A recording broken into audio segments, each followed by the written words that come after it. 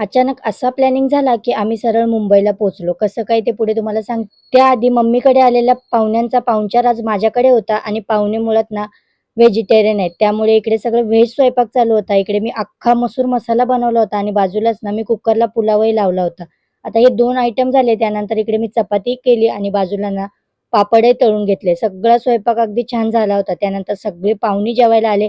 छान असे ताटं केले. आता मोतीचूरचे लाडू तर बाहेरूनच आणले होते स्वीटमध्ये.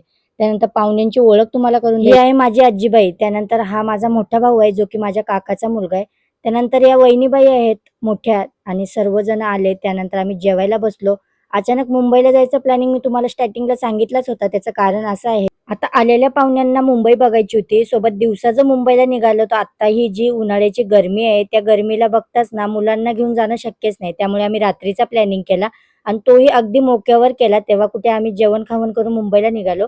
पाठीमागे माझ्या व्हिडिओ तुम्ही बघितला, आम्ही चर्चगेट समोर आहे आणि इकडे समोरच मरीन ड्राईव्ह आहे.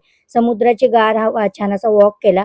बोलता-बोलता आम्ही अंबानीच्या हाऊस समोर पोहोचलो. तेही बघितलं आणि त्यानंतर ना खूप सारं फिरल्याच्या नंतर आम्ही 2 ते 3 तास मुंबई फिरल्यावर सकाळी-सकाळी 3 वाजता घरी आलो. कसा वाटला तुम्हाला आमचा मुंबईचा अचानक झालेला प्लॅनिंग मला कमेंटमध्ये नक्कीच सांगा आणि तुम्हाला माझा हा व्हिडिओ कसा वाटला तेही मला सांगा. सोबतच चॅनलला सबस्क्राईब करा, व्हिडिओला लाईक करा आणि असाच सपोर्ट तुमचा कायम राहू द्या. Bye bye.